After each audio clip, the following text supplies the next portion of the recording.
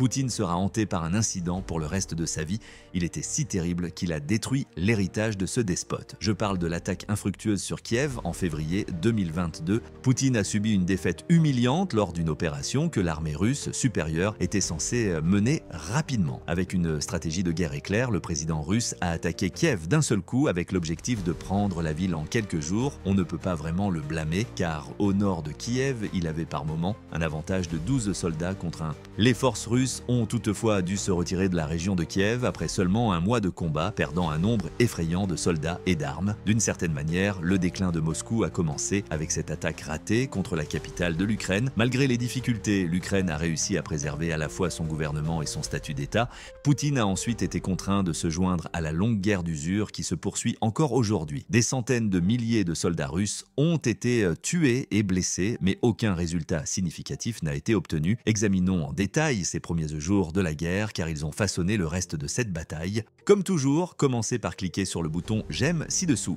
Nous en tirons un grand bénéfice, en particulier lorsqu'il s'agit de vidéos de combat comme celle-ci que YouTube bloque souvent. Nous vous en remercions vivement. Le matin du 24 février 2022, tout a commencé. Lorsque la nouvelle de l'invasion s'est répandue dans le monde entier, tout le monde a été surpris par l'ampleur réelle de l'attaque, de la Crimée au sud, de la large frontière russo-ukrainienne à l'est et de la Biélorussie alliée au nord. La Russie a lancé une attaque contre l'Ukraine depuis 10 directions différentes. Bien entendu, la Russie a rassemblé depuis des mois des troupes et des chars à proximité de la frontière, de sorte que l'attaque n'était pas totalement inattendue. Tout le monde a considéré avec méfiance l'affirmation de Poutine selon laquelle il s'agissait d'un exercice à grande échelle. L'Ukraine a commencé à organiser et à préparer sa défense après que les nations occidentales eurent averti Poutine de ne pas attaquer. En outre, le commandement militaire ukrainien préparait sa réaction à une attaque russe. Cependant, les événements du 24 étaient sans aucun doute les plus graves.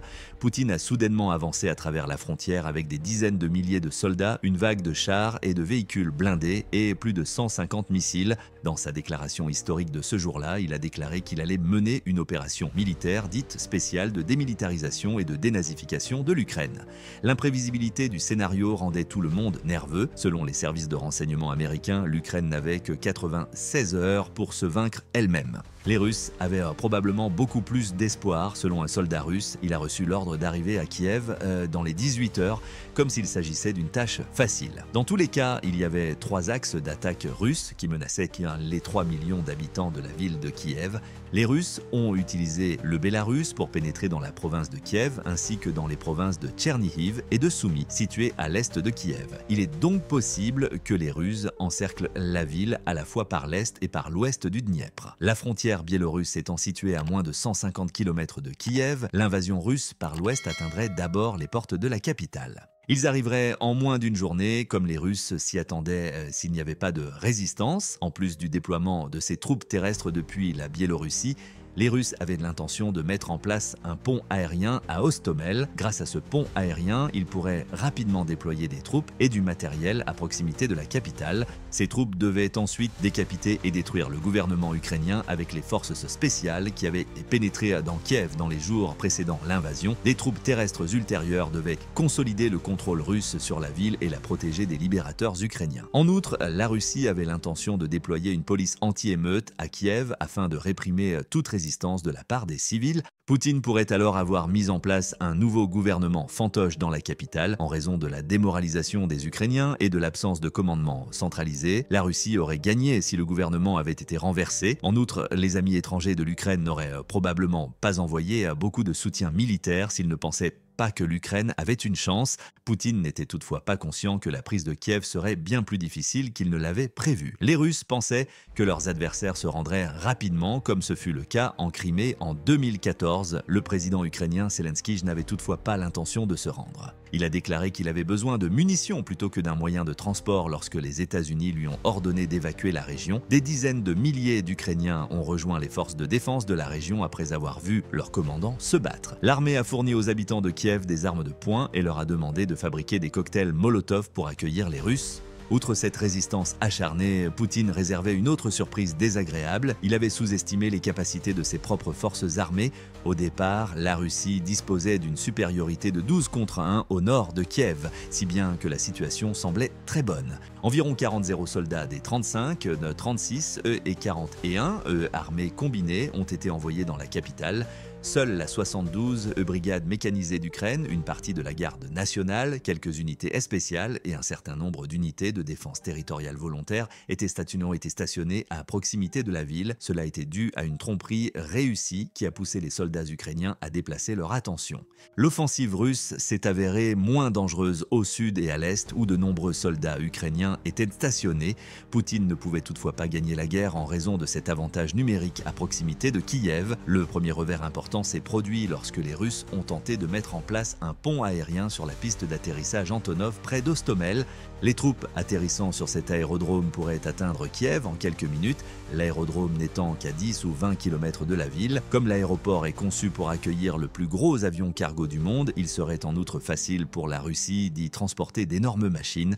La capitale de l'Ukraine aurait probablement été perdue si le pont aérien avait réussi car les Russes auraient pu construire une armée juste à côté. La Russie y a donc envoyé 30 ou 40 hélicoptères avec le Flying Tank, un hélicoptère de transport d'attaque Mi-8 Aship qui servait de commandant. Il transportait entre 200 et 300 parachutistes spéciaux russes de la brigade d'attaque de la 11e garde, une trentaine d'hélicoptères polyvalents Mi-8 et l'hélicoptère de combat K-52 Alligator le plus meurtrier de Russie les protégeaient. Comme les Ukrainiens ne s'attendaient pas à ce que les Russes ciblent cet aérodrome particulier, ils ont d'abord été surpris. Selon certains rapports, la CIA a fourni à l'Ukraine quelques informations sur l'attaque lorsqu'elle a eu lieu, mais pas suffisamment de temps pour préparer une défense substantielle. Seuls quelques 300 membres de la 4e brigade d'intervention rapide de la garde nationale ukrainienne étaient déployés pour sécuriser la piste d'atterrissage d'Hostomel. Les soldats les plus expérimentés ayant été mutés ailleurs, la majorité était composée de conscrits. Ils se sont défendus et un missile solaire portable habité a fait s'écraser 3 hélicoptères, mais les dizaines d'hélicoptères et les centaines de parachutistes étaient trop puissants pour les Ukrainiens qui ont été contraints de s'enfuir lorsque leurs munitions ont été épuisées. Afin d'empêcher les Russes d'utiliser la piste d'atterrissage pour les gros avions et l'équipement lourd, leur dernière étape a été de la détruire avec de l'artillerie. Peu après, d'autres unités ukrainiennes ont atteint Hostomel. Vers la fin du 24 février, la 72e brigade mécanisée d'Ukraine, la 4e brigade d'intervention rapide et quelques troupes spéciales se sont rencontrées. Les parachutistes russes ont dû se replier dans les forêts à l'ouest de la piste d'atterrissage après une attaque ukrainienne au sol.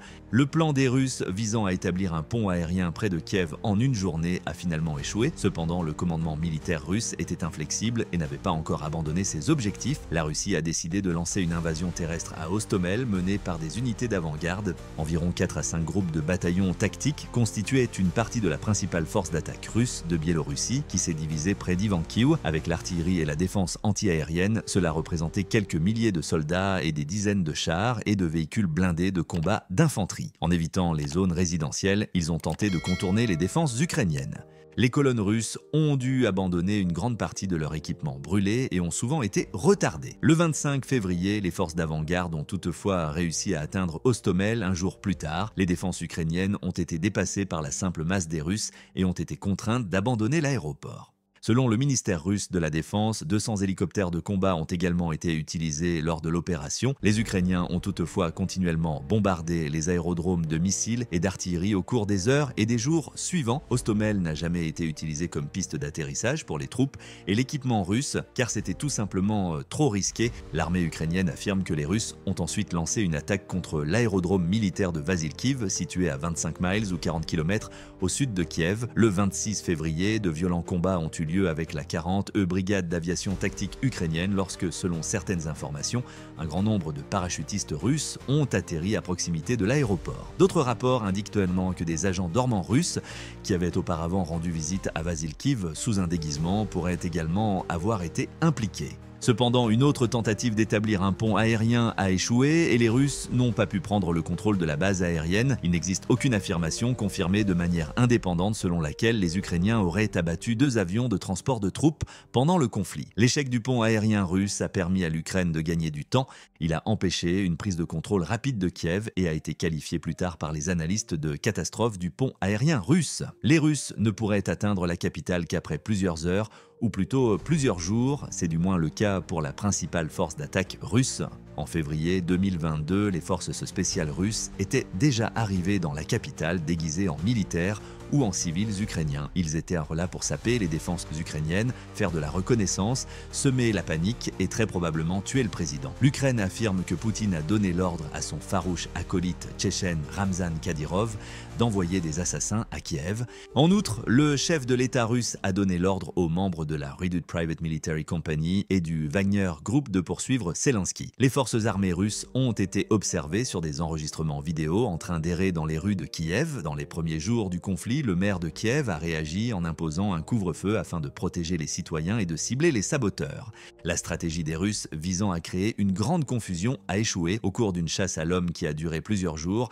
Les forces russes ont été soit tuées, soit arrêtées, soit contraintes de quitter la capitale, mais les habitants de Kiev avaient également peur d'autre chose. Des avions de combat russes qui sillonnèrent sous le ciel ont tenté de bombarder des cibles dans la métropole. Cela s'est produit après une énorme campagne de bombardements aériens visant les défenses aériennes ukrainiennes et les bases aériennes de toute la région. Mais ce qui a été décisif, c'est que cet aspect de la stratégie d'attaque a également échoué. De nombreuses installations militaires ukrainiennes avaient été évacuées dès les premières heures du 24 février en prévision des missiles. Pour cette raison, les attaques russes de ce matin-là ont été en grande partie inefficaces. Pensant que la majorité des forces aériennes et des capacités de défense aérienne ukrainiennes avaient été neutralisées, l'armée russe a affirmé avoir détruit 83 sites. Nous venons de franchir le cap du million d'abonnés. Depuis, nous sommes submergés de demandes d'informations et d'instructions pour développer une chaîne YouTube.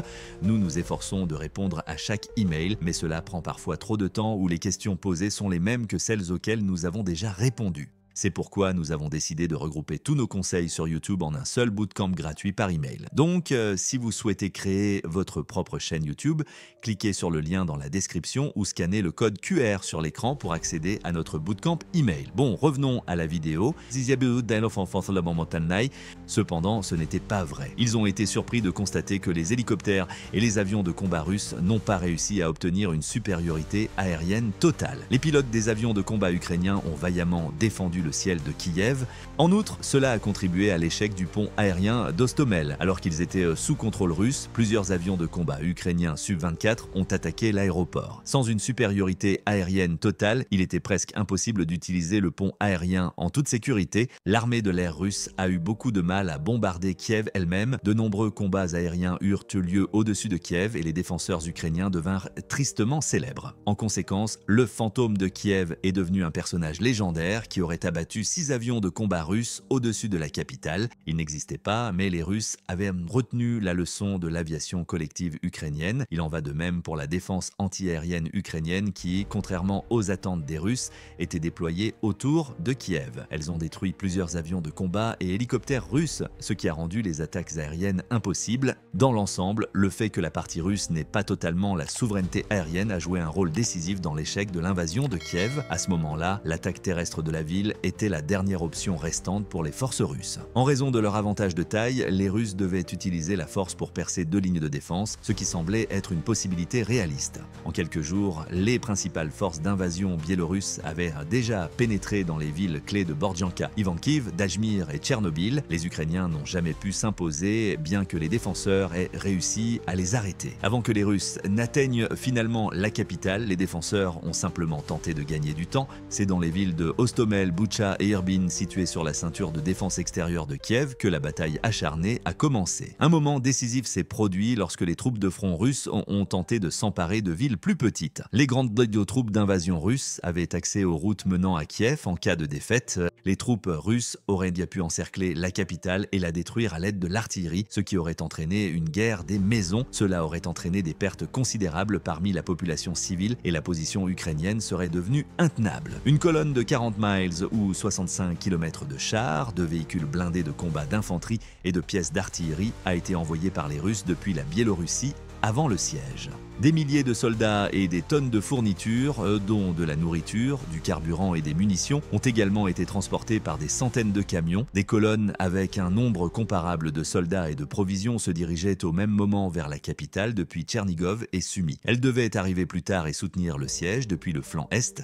Les troupes de l'avant devaient cependant percer le cercle de défense extérieur de Kiev pour réussir, mais elles n'y parvinrent pas. Le 27 février, les troupes russes au sol ont tenté de prendre Boucha. Après des heures de bombardement intensif, les Russes ont rapidement gagné du terrain lorsque quelques chars et véhicules blindés se sont lancés à l'assaut des routes principales menant à Irpin. Ils ont toutefois été surpris par la résistance farouche des Ukrainiens. Les véhicules russes ont été détruits par les militaires ukrainiens à l'aide d'armes anti-chars comme le NLAW et le Javelin. Comme les forces ukrainiennes étaient petites et mobiles et se cachaient derrière les maisons, il était facile de tendre des embuscades aux colonnes russes dans les zones urbaines. Afin de retarder les colonnes le plus longtemps possible, les véhicules en tête et en queue de colonne étaient les plus souvent attaqués. L'armée ukrainienne a également attaqué les Russes avec des tirs d'artillerie et des drones. Ils constituaient une cible facile car les assaillants avançaient selon des schémas prévisibles. Des habitants auraient soutenu les combats en lançant des cocktails Molotov et en mettant le feu aux véhicules russes. Les Russes ont eu du mal à progresser rapidement sur les routes endommagées et barricadées entre Boucha et Irpin. Le lendemain, il était clair que les Russes avaient été humiliés. Le maire de Boucha a montré dans une vidéo que les rues de la ville étaient remplies d'engins brûlés. Durant cette période, les Ukrainiens ont également ciblé les lignes d'approvisionnement russes, détruisant de nombreuses routes et ponts à l'aide de missiles, d'artillerie et de frappes aériennes. L'une des principales cibles était l'autoroute MO6. Le 28 février, les Ukrainiens l'ont attaqué et ont détruit plus de 200 véhicules. L'offensive terrestre russe a ralenti le 3 mars lorsque l'Ukraine a pu reprendre la ville de Boutcha. À ce moment-là, les militaires russes ont toutefois sombré dans le désespoir. Malgré leurs propres pertes élevées, ils ont réussi à submerger les défenseurs ukrainiens par des vagues d'attaques successives. Cela a été favorisé par des parties de la colonne de 64 km qui avaient réussi à atteindre le front. Le 12 mars, les Ukrainiens ont été contraints de quitter Boutcha. Plus tard, nous parlerons d'une catastrophe humanitaire qui s'est produite à Boutcha sans que les Ukrainiens en soient informés. La rivière Irpin, étroitement surveillée par les Ukrainiens, était la seule barrière entre Kiev et les Russes. L'Ukraine a également profité de la rivière. En plus de faire délibérément sauter les ponts sur la rivière, l'Ukraine a détruit le 26 février une digue qui séparait l'Irpin du réservoir de Kiev. Cette opération était hautement technique. Envoyer une unité aux alentours du barrage, souvent touchée par l'artillerie russe, aurait été une mission suicide. Cependant, les Ukrainiens n'étaient pas non plus en mesure d'utiliser un missile pour simplement tout faire sauter. Les communautés environnantes d'Irpin auraient été détruites si le barrage avait été complètement détruit, tuant ainsi des spectateurs innocents. L'opération a réussi lors de la deuxième tentative et une partie du barrage a été percée. La petite rivière Irpin s'est ainsi transformée en un énorme obstacle. Pour sécuriser le flanc ouest de Kiev, 800 hectares de terrain ont été inondés et transformés en terrain boueux. Sans brigade de pontons spécialisés, les véhicules lourds ne pouvaient pas traverser le terrain. C'est à ce moment-là que la Russie a commencé à lancer des attaques terrestres de plus grande envergure et à attaquer la ville d'Irpin qui était au centre de l'attention. Ils voulaient y établir une tête de pont par laquelle leur colonne massive pourrait passer. Les Russes se sont installés à Irpin et se sont progressivement rapprochés de la rivière Irpin. Cependant, comme précédemment, les unités russes qui traversaient la ville furent gravement endommagées. Des centaines de chars et de véhicules blindés russes furent détruits par les Ukrainiens qui refusaient de se rendre. Aucune amélioration notable n'a été constatée sur le terrain pendant les semaines qu'a duré ce terrible scénario. Afin de stopper toute nouvelle avancée russe, l'Ukraine a pu envoyer des troupes supplémentaires dans la région. Les Russes ont concentré leur attention sur Hostomel et Moskhin, deux villes situées près de la rivière Irpin, car ils avaient du mal à prendre Boucha et Irpin. Hostomel avait déjà été prise par les Russes et le 13 mars, ils ont envoyé la brigade des pontons de la ville pour tenter d'établir une tête de pont sur la rivière Irpin. Le pont a cependant été rapidement détruit, brisant un certain nombre de voitures russes. Près de Moshkin, au nord de Boucha et Hostomel, les Russes firent une autre tentative. À partir du 5 mars, l'une des batailles les plus meurtrières et les plus importantes pour la défense de Kiev a eu lieu dans cette ville sur l'Irpin. La 72e brigade mécanisée avait envoyé des hommes en renfort dans la région, mais les Ukrainiens ont été submergés. La partie nord-ouest de la ville a été prise par les forces spéciales russes le premier jour de l'attaque. Les principales forces russes sont arrivées le lendemain, le 6 mars, et ont repoussé les Ukrainiens vers le centre-ville. Moshine a ensuite été soumise à des tirs intensifs, des tirs d'artillerie, des attaques aériennes, des attaques de drones et des attaques d'hélicoptères. Le 11 mars, les Ukrainiens ont été contraints de se réfugier à la périphérie de Moshine lorsque les Russes ont lancé une nouvelle offensive majeure. Ils ont envoyé le plus grand nombre de troupes à Mochin, pensant que leurs chances y étaient plus élevées qu'à Irpin. Le commandant de la 72 brigade mécanisée demanda à son commandant en chef l'autorisation de se retirer de Moshine en raison de la charge extrême. Cependant, comme la chute de Moshine signifierait la fin de Kiev et de l'Ukraine, il a reçu l'ordre de rester à tout prix. Les jours suivants, les troupes ukrainiennes sont arrivées et ont lancé une contre-offensive. Elles repoussèrent les envahisseurs en bombardant violemment la forteresse russe jusqu'au fleuve Irpin. Afin d'empêcher les Russes d'envoyer d'autres troupes à Moschin, ils ont également bombardé les ponts sur la rivière. Tout n'était cependant pas perdu pour les Russes. Ils pouvaient certes attaquer par le sud et l'est pour encercler la ville, mais ils ne pouvaient pas franchir la rivière Irpin par l'ouest. Les troupes de Tchernihiv étaient déjà arrivées sur la rive est du Dnipro qui constitue la ceinture de défense extérieure de Kiev. On parle de 10-0 à 15-0 soldats, bien qu'elle soit un peu plus éloignée. Sumy en a envoyé un nombre comparable. Leur stratégie était évidente. Ils marchaient directement sur Kiev en évitant les grands centres de population de Tchernihiv et de Sumy. Les soldats de Tchernihiv ont atteint la ville de Brouary le 9 mars. Cette ville est située à seulement 15 miles ou 25 km au nord-est du centre-ville de Kiev. Au même moment, des combats avaient lieu près de la rivière Irpin. Les forces russes auraient probablement pu encercler la capitale si elles avaient gagné du terrain à l'est.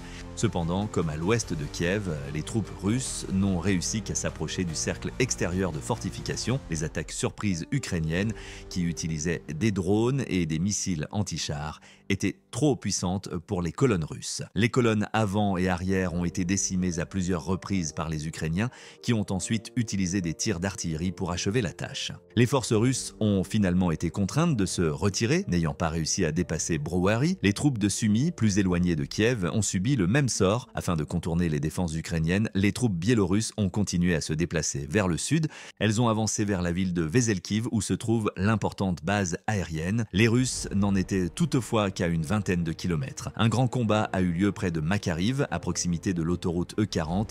Cette route relie Kiev à la Pologne et au reste de l'Europe. Elle était d'une importance cruciale pour le soutien militaire de l'Ouest. Afin d'isoler Kiev, les troupes russes ont bloqué la route. Selon les rapports, environ la moitié de la 37e brigade y a été tuée, ce qui a constitué une défaite embarrassante. Les forces russes à Makariv se sont retournées contre leur propre commandant car les Ukrainiens, qui avaient déjà construit des défenses dans la région, ont lancé des embuscades réussies à plusieurs reprises. Ces pertes montraient clairement que les Russes ne progressaient pas. Le carburant et la nourriture se faisaient rares, le moral était au plus bas et les lignes de ravitaillement étaient vulnérables et surchargées. Les soldats étaient encore moins préparés à une attaque de plusieurs mois sur Kiev que les planificateurs militaires russes. En revanche, la situation de l'Ukraine s'améliorait de jour en jour. La résistance acharnée a choqué les pays de l'OTAN qui ont alors commencé à approvisionner l'Ukraine en équipement militaire. Les Russes étaient particulièrement menacés par les missiles anti-aériens et anti-chars tels que Stinger, Javelin et Inlo. Les drones Bayraktar, extrêmement meurtriers dans la phase initiale du conflit, ont été envoyés de Turquie en Ukraine. De nouvelles munitions, armes de poing, vêtements de protection et équipements de communication ont également été fournis à l'Ukraine. L'armée ukrainienne renforcée a tenté de repousser la Russie. Mi-mars, l'Ukraine a lancé sa contre-offensive dans la province de Kiev. Les troupes au sol ont progressé lentement mais régulièrement. Le 22 mars, l'Ukraine a repris Makariv et le lendemain, Chimoschin. Le 28 mars, Irpin était entièrement sous contrôle ukrainien, ouvrant la voie à la contre-offensive occidentale. Boucha tomba le 30 et 1 mars. Les Ukrainiens ont atteint Hostomel le jour suivant. À ce moment-là, les Russes avaient déjà entièrement fui et les Ukrainiens n'avaient là guère de difficulté à prendre le contrôle de la partie restante de la province. Le 2 avril 2022, 36 jours seulement après le début du conflit, l'Ukraine a déclaré la libération de la région de Kiev. Il s'agissait d'une lourde défaite et de la fin de l'une des plus grandes surprises militaires de l'histoire moderne, alors que le commandement russe affirmait qu'il s'agissait d'une partie d'un repositionnement stratégique. Dans l'ensemble, les Russes ont subi une défaite écrasante lors de l'attaque éclair sur Kiev. Les pertes des troupes russes dans l'attaque de Kiev sont estimées à des milliers. En outre, la Russie a perdu des dizaines d'hélicoptères, quelques avions de combat, des centaines de chars et de véhicules blindés, ainsi qu'un nombre étonnant de pièces d'artillerie et de véhicules de soutien. Il est toutefois important de prendre du recul et de réfléchir aux raisons pour lesquelles l'armée russe n'a pas pu atteindre son principal objectif.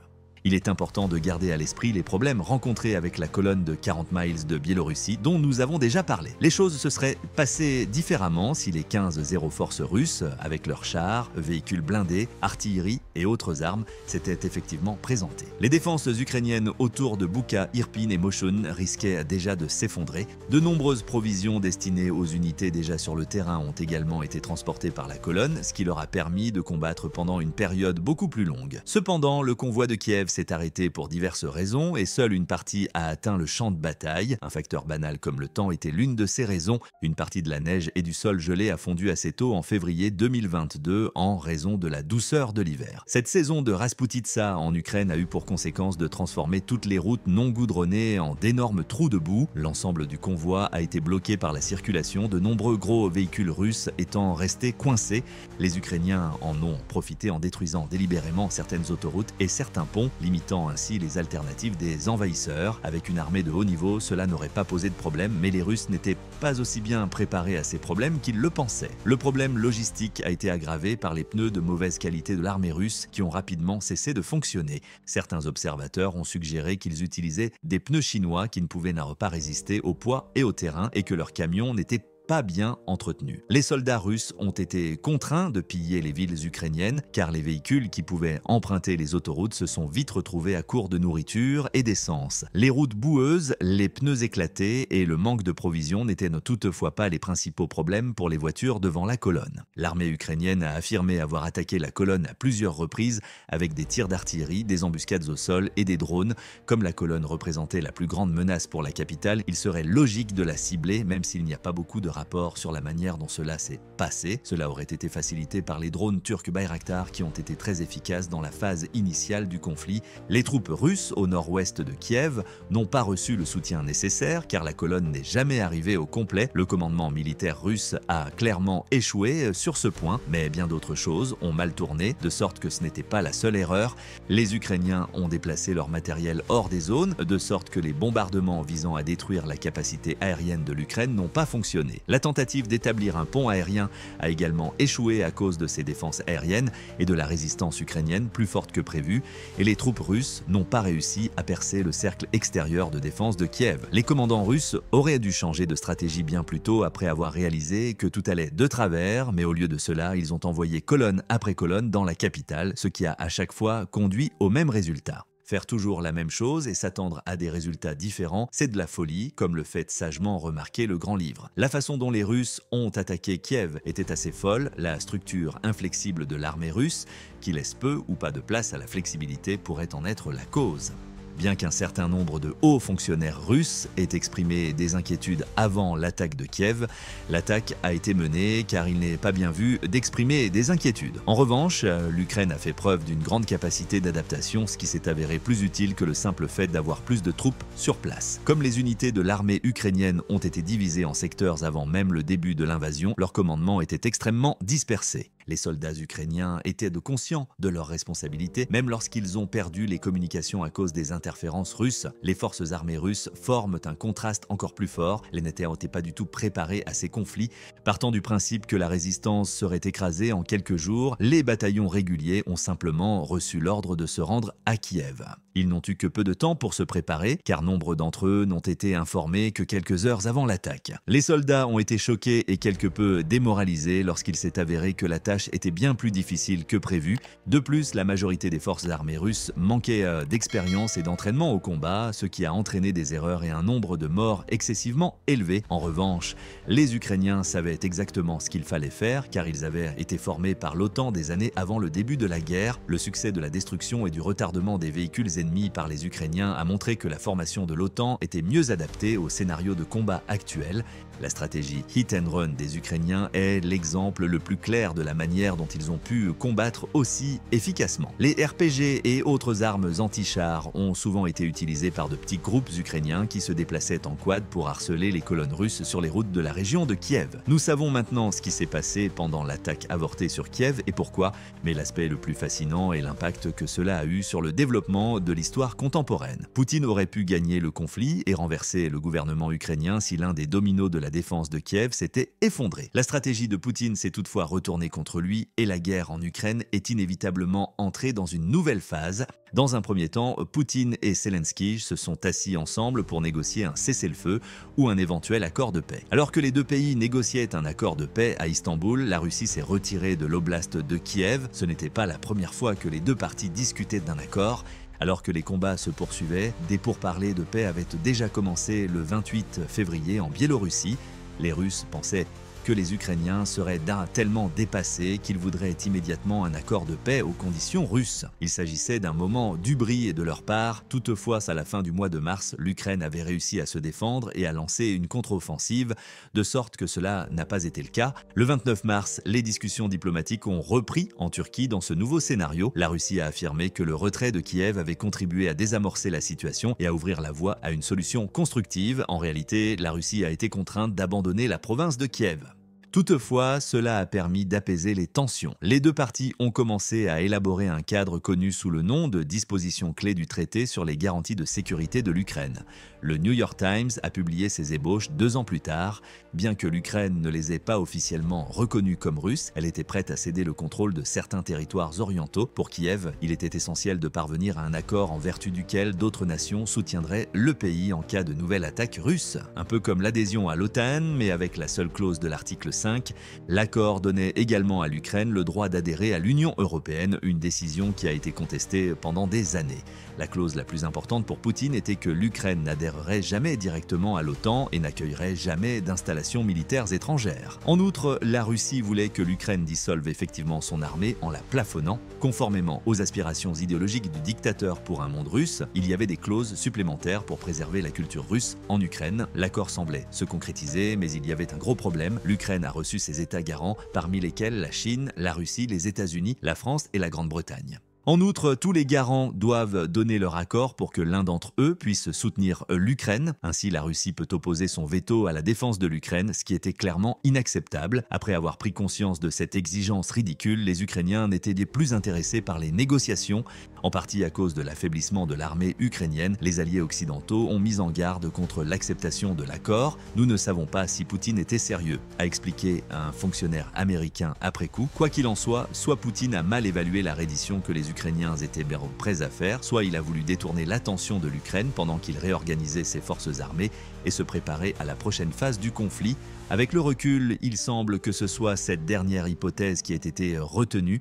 C'est à cette époque qu'a été révélé le massacre de Bouka qui a conduit à la rupture définitive des relations diplomatiques entre la Russie et l'Ukraine. Les troupes russes avaient brutalement tué 458 habitants dans ce village situé au nord-ouest de Kiev.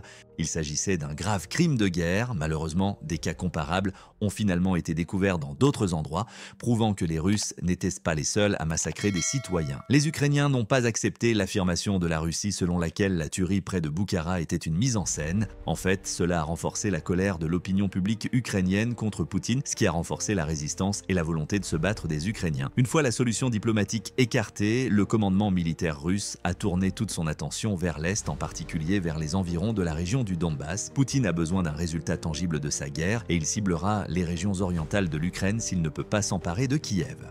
Se lancer dans une guerre manifestement inutile est déjà une décision politique risquée, mais la perdre pourrait causer la chute de Poutine. Une guerre d'usure était la meilleure option pour le dictateur. Son objectif était d'épuiser les réserves de munitions, d'armes et de main-d'œuvre de l'Ukraine. C'est bien sûr un sujet qui mérite un film à part entière, car au-delà de l'impact sur les citoyens de Kiev, le plan a eu des conséquences contradictoires pour le Kremlin.